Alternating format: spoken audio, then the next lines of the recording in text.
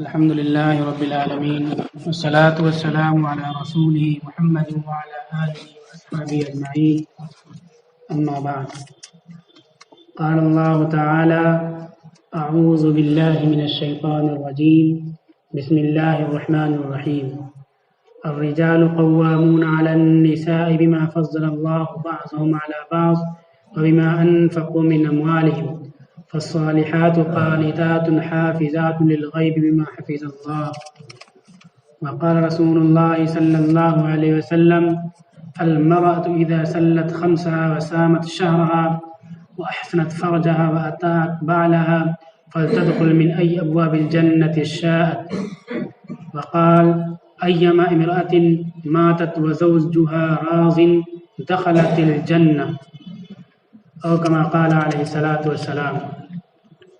معزز سامعین، محترم حضرات، حقوق کے تعلق سے باتیں چل رہی تھی، کس پر کیا حقوق ہیں، ماں باپ کے حقوق، اولاد کے حقوق، پڑوسیوں کے حقوق، راستوں کے حقوق، یہ سب باتیں آئی تھی۔ اس کے بعد کمزوروں اور محتاجوں کے تعلق سے ہمارے اوپر کیا ذمہ داری عائد ہوتی ہے، یہ باتیں آئی تھیں۔ ٹھنڈی بڑھتی جا رہی ہے اور بہت سے غریب و محتاج ایسے ہوں گے جن کے پاس گرم کپڑے نہیں ہوں گے، ان کے بچوں کے پاس گرم کپڑے نہیں ہوں گے۔ ہم ایک مسلمان ہونے کی حیثیت سے ان کی خبرگیری کریں، ان کی ضروریات کو پوری کرنے کی کوشش کریں۔ غریب اور محتاج اور کمزوروں کی مدد کریں گے تو ہمارے کاروبار میں برکت ہوگی، ہمارے روزگار کے جو راستے کھلتے ہیں غریبوں اور مفلسوں کی وجہ سے کھلتے ہیں۔ ایک بات اور ہم نے کہی تھی کہ مختلف قسم کے کمزور طبقات ہیں وہ حاجت مند ہیں، اسی کے ساتھ جو اساتذہ ہیں اسکولوں کے، مدرسوں کے، یہ بہت بڑا سرمایہ ہے ملت کا، قوم کا، یہ سوچنے والے لوگ ہیں۔ یہ بھی لاک ڈاؤن کی وجہ سے حالات کا شکار ہیں، ان کے ساتھ بھی مسائل ہیں۔ مدرسے بند تھے اور بند ہیں، رمضان کا چندہ نہیں ہو سکا، رمضان سے پہلے بقرعید کے موقع پر کھالوں کی کوئی قیمت نہیں تھی، اس طرح مدرسوں کی پہلے ہی آمدنی کم تھی، وہ تنخواہیں نہیں دے سکے، علماء پریشان ہیں جو مدرسوں میں رہتے ہیں۔ اساتذہ جو اسکولوں کے ٹیچر ہیں وہ بہت ہی قیمتی سرمایہ ہیں، اسکول بند ہیں، ان کی تنخواہیں ان کو نہیں ملی، وہ کیا کریں گے؟ اس لیے ان خوش پوشاک باعزت لوگوں کی بھی ضرورت پوری کرنے کی فکر کریں، بہت بڑی ذمہ داری ہے۔ آج کے خطبے میں شوہر کے حقوق بیوی پر کیا ہیں یہ ہم بیان کریں گے۔ بیوی پر شوہر کے حقوق بہت کم ہیں، شوہر پر بیوی کے حقوق بہت زیادہ ہیں، تو اس کے بعد کے خطبوں میں ہم بیان کریں گے کہ بیوی کے شوہر پر کیا حقوق ہیں اور کیا ذمہ داریاں ہیں۔ آج کے خطبے میں ہمیں بتائیں گے کہ بیوی پر شوہر کے کیا حقوق ہیں، بیوی اور عورت کی کیا کیا ذمہ داری ہے۔ ہم نے آیت تلاوت کی، اس میں اللہ تعالیٰ نے گھر کا ایک نظام بتلایا کہ گھر کا نظام کیسے چلے گا۔ ہم دیکھتے ہیں کہ ایک ہوم گارڈ ہوتا ہے، سیٹی لے کھڑا ہوتا ہے، وہ سیٹی بجاتا ہے، پھر راستہ لوگوں کو بتاتا ہے، لوگ کہنا مانتے ہیں۔ اس کے بعد ٹریفک پولیس والا ہوتا ہے، وہ لکڑی لے چوراہے پہ کھڑا ہوتا ہے۔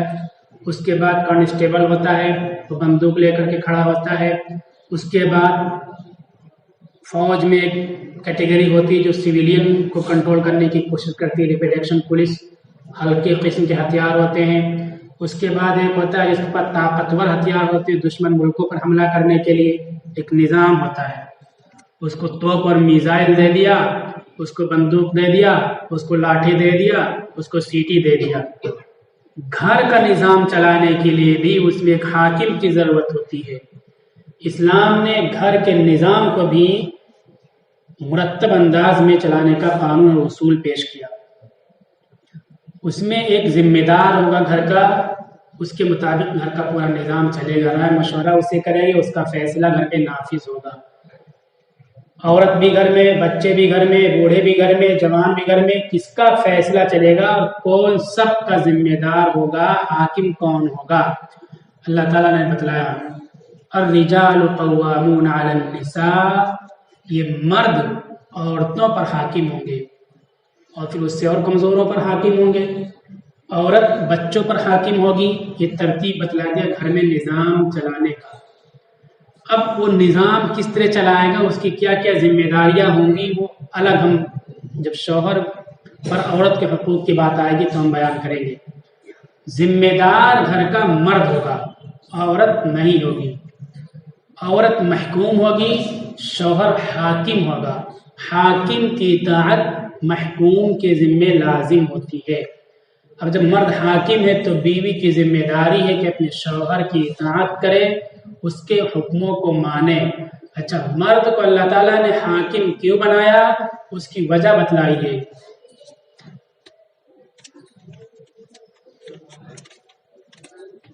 بما فضل اللہ بعضهم علی بعض وبما انفقوا من اموالهم، اس لیے کہ بعض کو بعض پر اللہ نے برتری دی ہے۔ جسمانی لحاظ سے مرد مضبوط ہوتا ہے، اس کی جو فزیکل پوزیشن ہوتی ہے وہ زیادہ اسٹرانگ ہوتی ہے بنسبت عورت کے۔ عورت جسمانی لحاظ سے کمزور ہوتی ہے، دیکھنے والے ایک چیز ہے۔ اسی طرح سوچنے سمجھنے کی صلاحیت کے اعتبار سے بھی مرد طاقتور ہوتا ہے، باہمت ہوتا ہے، عورت کمزور ہوتی ہے، اور اس کے اندر نزاکت ہوتی ہے، سینسیٹیوٹی ہوتی ہے، ذکاوت ہوتی ہے، یہ اس کی حسن، اس کی خوبی ہے عورت کی۔ اس لیے اللہ نے مرد کو بنایا حاکم۔ دوسری بات ہے کہ مرد کی بہت زیادہ ذمہ داریاں دی گئی۔ بما انفقوا من اموالہم، اپنے مال سے خود بھی اپنی ضرورت پوری کرتا ہے، اپنی بیوی کی ضرورت پوری کرتا ہے، اپنے گھر کی ضرورت پوری کرتا ہے۔ گھر کی ضروریات کو پوری کرنا عورت کی ذمہ داری نہیں، مرد کی ذمہ داری ہے۔ اس لیے بھی اس بات کا یہ ہے کہ مرد ذمہ دار گھر میں، مرد حاکم بنے۔ جب مرد حاکم بنا تو بیوی اس کی اطاعت کرے۔ اب بیوی کیسی ہوگی؟ جو اللہ کی نظر میں نیک، اچھی اور صالح بیوی ہے، اللہ کی نظر میں پسندیدہ بیوی ہے، عورت ہے۔ کیا ہے؟ فالصالحات قانتات حافظات للغیب بما حفظ اللہ۔ تو نیک عورتیں، صالح عورتیں ہیں اور اطاعت کرنے والی، اپنے شوہر کا کہنا ماننے والی ہیں، اور حفاظت کرنے والی ہیں جن چیزوں کی اللہ نے حفاظت کی ہے۔ یہ تین خوبیاں بیوی کے اندر، عورت کے اندر گھر میں ہونی ضروری ہے۔ یہ کامل مومنہ عورت مانی جائے گی، اللہ کی نظر میں پسندیدہ خاتون ہوگی یہ، اور نیک مانی جائے گی۔ نیک ہو مطلب دین پر عمل کرنے والی ہو، نماز روزے کی پابندی کرنے والی ہو، صدقہ خیرات زکوٰۃ کا اہتمام کرنے والی ہو، ناجائز کام کرنے والی نہ ہو، جن کاموں سے شریعت نے منع کیا ہے ان کاموں کو کرنے والی نہ ہو۔ صالحات کا مطلب، قانتات کا مطلب اطاعت کرنے والی، شوہر کا کہنا ماننے والی ہو، جو جائز کام شوہر کہے ان تمام کاموں کو پوری کرنے والی ہو۔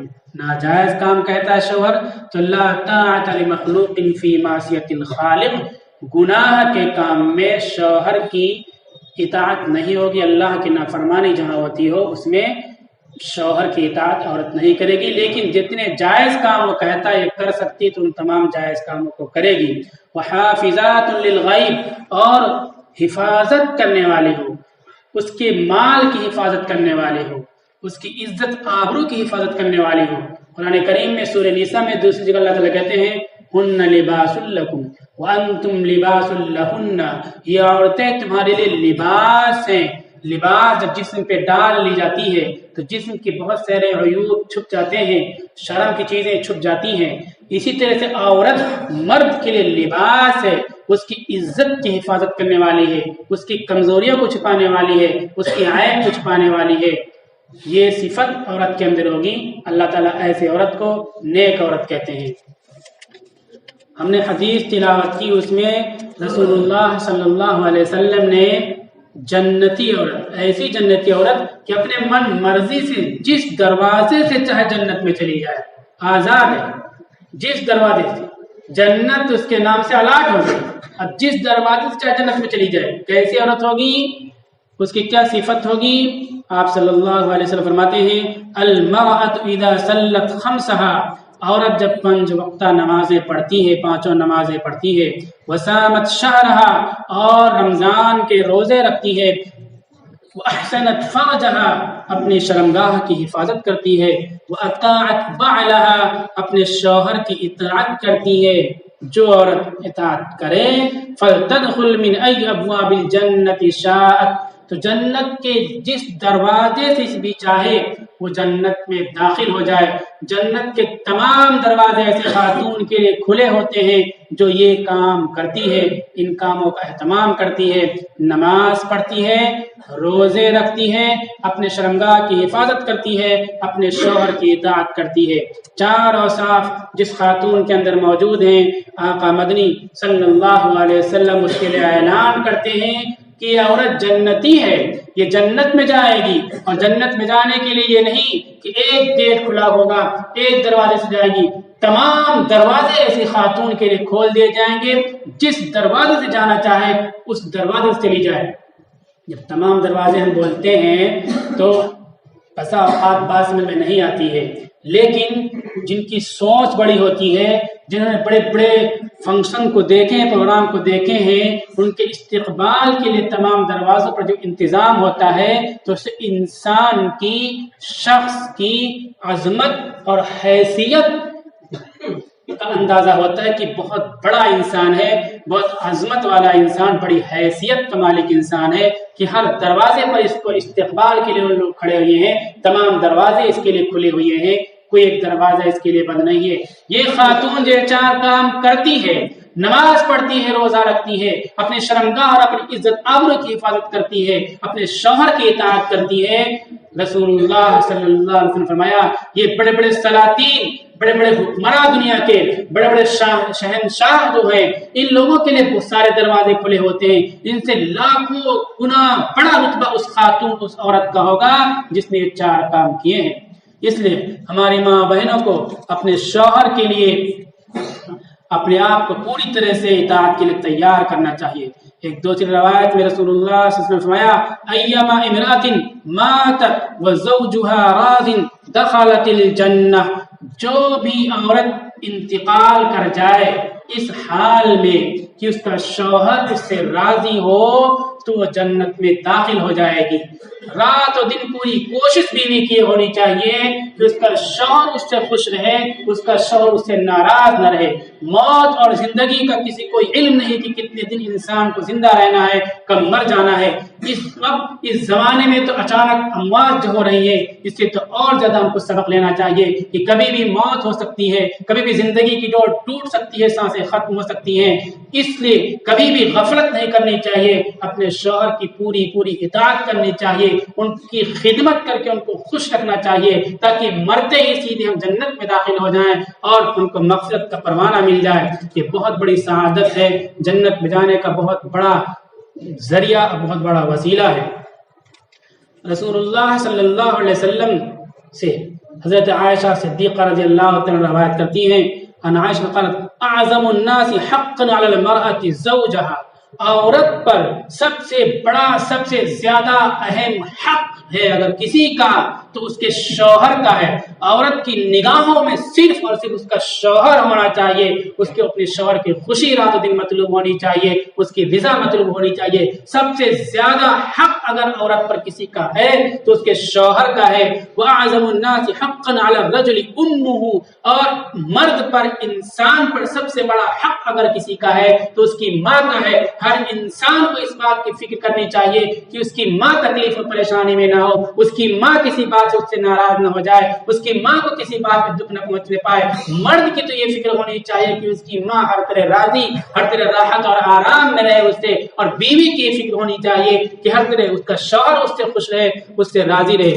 روایتوں میں آتا، کئی روایتیں مسلسل ہیں کہ بعض صحابہ کرام نے بادشاہوں کے سامنے دیکھا کہ لوگ ان کے بادشاہوں، ان کی رعایا کے لوگ ان کو سجدہ کرتے ہیں۔ اللہ کے نبی صلی اللہ علیہ وسلم کے دربار میں صحابہ آئے، بادشاہوں کے دربار سے، انہوں نے سجدہ کرنا چاہا۔ آپ صلی اللہ علیہ وسلم فرمایا کہ اللہ کے علاوہ کسی کا بھی سجدہ جائز نہیں ہے۔ اگر سجدہ کی اجازت ہوتی تو میں عورتوں کو کہتا کہ اپنے شوہر کا سجدہ کیا کریں۔ ایک مرتبہ ایک اونٹ رسول اللہ صلی اللہ علیہ وسلم کی خدمت اقدس میں آیا اور آپ صلی اللہ علیہ وسلم کے سامنے جھک گیا، نیچے سر رکھ دیا، سجدہ کی پوزیشن ہو گئی، گویا سجدہ کیا، روایت میں آتا ہے۔ صحابہ کرام نے کہا کہ یا رسول اللہ، ایک جانور جو صاحب عقل نہیں ہے، بولنے والا نہیں، احکام کا مکلف نہیں ہے، آپ کا احترام کرتا ہے اور آپ کے سامنے اس نے سجدہ کر دیا، ہم تو آپ کو سمجھتے ہیں، آپ کی شان کو اور آپ کی عظمت کو سمجھتے ہیں، آپ کے ہم غلام ہیں، ہمیں چاہتے ہیں کہ ہم بھی اس سے زیادہ حقدار ہیں، ہم چاہتے ہیں کہ آپ کا سجدہ کیا کریں۔ رسول اللہ صلی اللہ علیہ وسلم نے فرمایا کہ اللہ کے علاوہ کسی کا سجدہ جائز نہیں ہے، اگر کسی کا سجدہ جائز ہوتا تو عورت کو حکم دیا جاتا کہ اپنی بیوی اپنے شوہر کا سجدہ کیا کرے۔ شوہر کا کتنا مقام، کتنا مرتبہ، اس کی کتنی اہمیت ہے، اس لیے اپنے شوہروں کی اطاعت کیا کرے ہماری بہنیں اور بیٹیاں۔ اب ہماری بہنیں بیٹیاں یہاں تو ہے نہیں، لیکن کان میں باتیں پہنچیں گی کہ بہنیں بیٹیاں ہماری ہی بہن، ہماری ہی بیٹی کسی کی بیوی بنتی ہے، کسی کی دلہن بنتی ہے۔ ہم اپنی بیٹیوں اور بہنوں کی ایسی تربیت کریں کہ ہمیشہ ان کے سامنے ان کے شوہر کی عظمت رہا کرے، ہم ان کو بتائیں کہ تم بیٹی گھر میں مہمان ہو، جہاں تمہارا ہاتھ پیلا کر کے ہم بھیجیں گے وہ تمہارا گھر ہوگا، وہاں اپنے شوہر کی اطاعت کرنا، تو پھر وہ شوہر کی اطاعت کریں گی اور فرما برداری کریں گی۔ اگر ہم نے یہ کیا کہ بیٹا تم ہماری بیٹی ہو، ہمارا گھر تمہارا گھر، یہی تمہارا گھر ہے، شوہر کا گھر تو دوسرے کا گھر ہے، دوسرا خون ہے، تو پھر ذہن بدل جاتا ہے۔ اس سلسلے میں وقت ختم ہو گیا، یہ تھا کہ 8 منٹ کم سے کم ٹائم مل جاتا کہ سنتیں لوگ پڑھ سکے اطمینان کے ساتھ۔ ایک واقعہ میں ضرور سنا دوں تاکہ ہم کو سبق ملے۔ مولانا احمد لاہوری اور عبید اللہ سندھی نام میں کنفیوژن ہو رہا ہے، یہ سکھ سے مسلمان ہوئے تھے، نیا اسلام لائے تھے، اچھے گھرانے کے تھے، لیکن جب اسلام لائے تو کیا ہوا، ان کے ماں باپ نے ان سے الگ کر دیا، بہت پریشانی میں پڑ گئے۔ دارالعلوم دیوبند میں پڑھتے تھے، ایک ہی کپڑا ماں باپ کے گھر سے پہن کر کے آئے تھے، اوپر کرتا تھا، نیچے لنگی تھی، دوسرا کپڑا نہیں تھا، اسی کپڑے کو دھل لیتے تھے پھر پہن لیتے تھے، ایسے کیا کرتے تھے۔ ان کے سسر شادی کے لیے لڑکا ڈھونڈنے کے لیے بہت سے مدرسوں میں گئے، اور یہ ہوا کہ دینداری دیکھ کر کے اپنی بیٹی کے میں شادی کروں گا۔ دارالعلوم دیوبند میں پہنچے، کلاس لگی ہوئی تھی، وہاں استاد حدیث کا درس دے رہے تھے، ان سے کہا میں اپنی بیٹی کی شادی کرنا چاہتا ہوں۔ وہ جانتے تھے کہ یہ بہت بڑے ذمہ دار ہیں، بہت بڑی جائیداد پراپرٹی کے مالک ہیں۔ انہوں نے کہا میری نظر میں تو کوئی لڑکا ہے نہیں، یہ لڑکا ہے، لیکن یہ نیا ایمان لایا ہے، سکھ طبقے سے تھا، اس کی ماں ہفتے میں ایک دن آ کر کے اس کو گالی بکتی ہے، پوری صورت تمہارے سامنے ہے، اگر تم کرنا چاہو یہ تیار ہے، شادی کر لو۔ انہوں نے تھوڑی دیر دیکھا اور فوراً کہہ دیا کہ یہ بیٹا اگر لڑکا تیار تو میں شادی کر دوں گا اس لڑکے سے اپنی بیٹی کی۔ انہوں نے کہا کہ میں تو غریب آدمی، محتاج آدمی، میں تو چاہتا ہوں کہ کوئی مجھے سہارا مل جائے، لیکن میرے پاس کھانے پینے کا انتظام، مزدوری کرتا ہوں، پھر پڑھنے آتا ہوں، مزدوری کے پیسے سے کھانا کھاتا ہوں، اس طرح سے میں اپنا کام چلاتا ہوں، تو مجھے کون اپنی بیٹی دے گا، کون میرا سسر بنے گا جو باپ ایک بن جائے اور پھر مجھے سہارا مل جائے۔ کہا میں تیار ہوں، میں اپنی بیٹی کی شادی کل تمہارے ساتھ کر دوں گا۔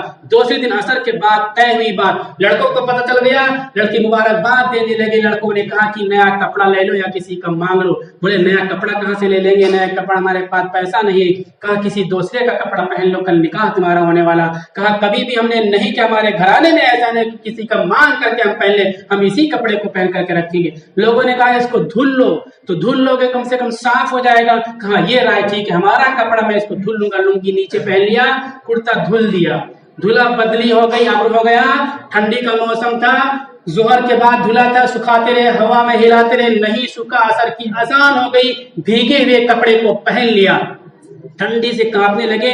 عصر کے بعد مجلس جمی، نکاح کے لیے بھیگا کپڑا پہنے ہوئے تھے۔